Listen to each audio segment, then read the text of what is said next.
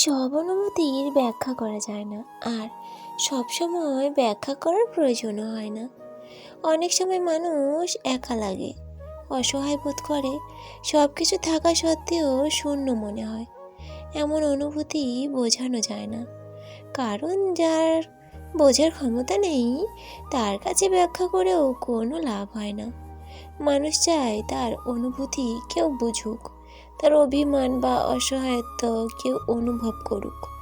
কিন্তু যখন তা হয় না, মানুষ নীরবতায় নিজেকে গুটিয়ে নেয়। এই নীরবতার ভাষা পৃথিবীর সবচেয়ে কঠিন ভাষা, যা সবাই বুঝতে পারে না।